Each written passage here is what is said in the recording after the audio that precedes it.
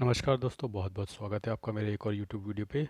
तो आइए दोस्तों बात कर लेते हैं मेरे म्यूचुअल फंड पोर्टफोलियो की, जो कि आज हम तारीख है 8 नवंबर की, और ये 7 नवंबर तक का मेरा म्यूचुअल फंड पोर्टफोलियो अपडेट हो चुका है। मैंने जैसा कि कल ही बता दिया था कि मार्केट गिर गई है, तो मेरे कल जो नोशनल लॉस है वो 17,090 रुपये का हुआ है। मेरा प्रॉफिट घट गया, वो 39,487 रुपये रह गया है, और मेरा XIRR घट के 6.73% हो गया है। तो आइए दोस्तों बात करते हैं किस किस फंड्स ने मुझे कल नेगेटिव रिटर्न दिए। तो आप देख सकते हैं मोतीलाल ओसवाल ने भी नेगेटिव रिटर्न दिया है, कॉन्ट स्मॉल कैप ने भी, निपॉन इंडिया स्मॉल कैप ने भी, लगभग सभी फंड्स ने, HDFC, HSBC, एडलवेज, आदित्य बिरला, बैंक ऑफ इंडिया।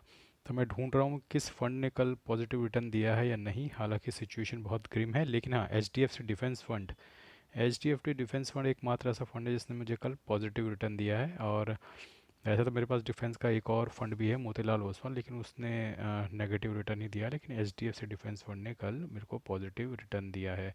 तो इस तरीके से आप देख सकते हैं दोस्तों कि मेरे को लॉस हुआ है कल, नोशनल लॉस 17,090 रुपये का, और मेरी जो इन्वेस्टेड वैल्यू है 24,18,879 रुपीज़ है, और जो करंट वैल्यू है 24,58,366 रुपये है। अब इसमें दोस्तों सिचुएशन ये है कि मार्केट आज फिर थोड़ा बहुत गिरा है, और सिचुएशन ठीक नहीं लग रही है, क्योंकि FII की सेलिंग रुक नहीं रही है।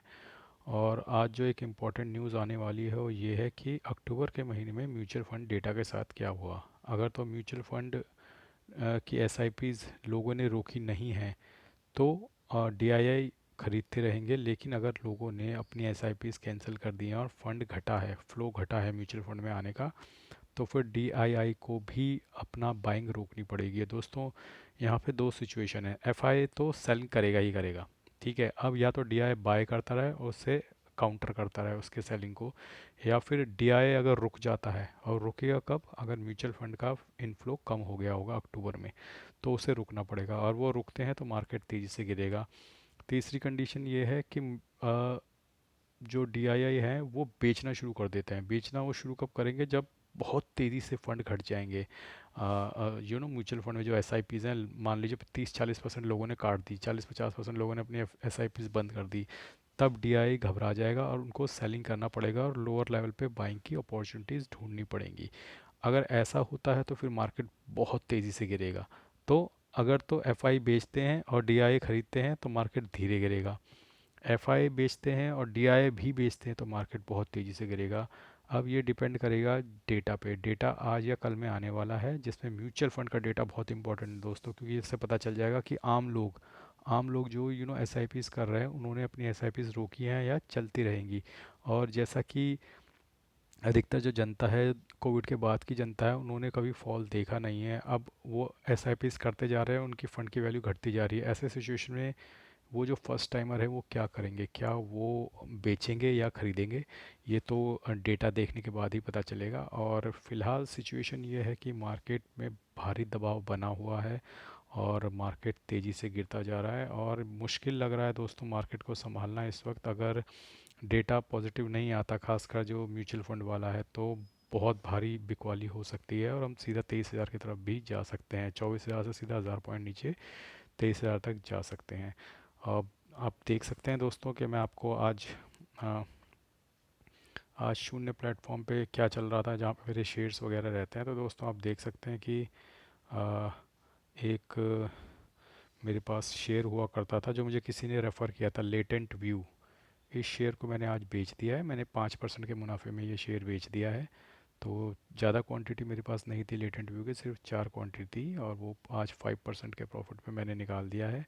तो ये किसी ने मुझे रिकमेंड किया था, लेटेंट व्यू और जीनस पावर, और मुझे यकीन था कि उनकी रिकमेंडेशन काम आएगी। तो आज गिरती हुई मार्केट में लेटेंट व्यू अगर आप देखेंगे तो लगभग 8% चढ़ा हुआ है। तो मेरा लॉस से वो सीधा प्रॉफिट में आया, और मुझे, और मार्केट की सिचुएशन ऐसी है दोस्तों कि मैंने 5% प्रॉफिट पे से बुक करना सही समझा, क्योंकि ये कब गिर जाए क्या कहा नहीं जा सकता। हालांकि मेरे बेचने के बाद ये थोड़ा और ऊपर चला गया है, लेकिन मैं पीक टॉप तो पकड़ नहीं सकता दोस्तों। तो अगर ये अच्छी मार्केट होती, बुल मार्केट होती, तो शायद मैं इसे थोड़ा होल्ड करता। लेकिन यहाँ पे सिचुएशन ऐसी है कि आज यहाँ पे है, इसकी वैल्यू 506 पे, ये धड़ाम से गिर के कल दोबारा 400 साढ़े 400 भी जा सकती है। तो सिचुएशन ऐसी थी कि मैंने 5% प्रॉफिट बुक करना सही समझा और मैं एग्ज़िट कर गया, हालांकि मेरे पास ज़्यादा क्वांटिटी होती भी नहीं है शेयर्स की।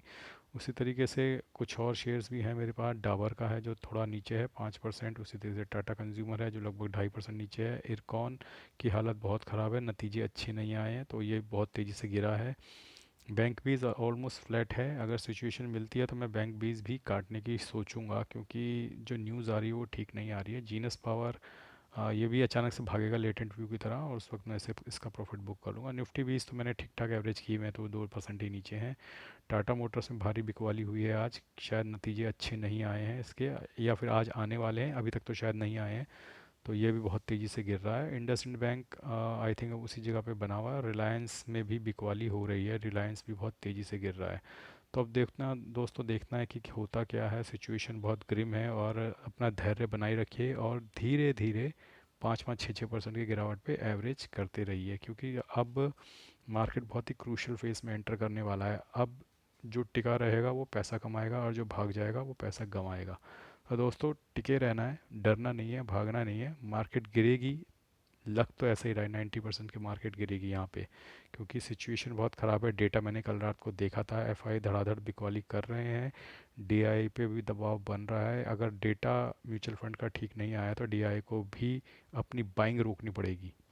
और अगर उन्होंने बाइंग रोकने के चक्कर बजाय सेलिंग शुरू कर दी, फिर तो क्रैश ही समझिए, फिर तो क्रैश हो जाएगा मार्केट पूरा, 1000 2000 1-2 दिन में ही गिर जाएगा। तो अब क्या होती है सिचुएशन दोस्तों, मैं आपके कल को वीडियो में आपको अपडेट करूँगा। आज के लिए बस इतना ही, धन्यवाद, गुड बाय।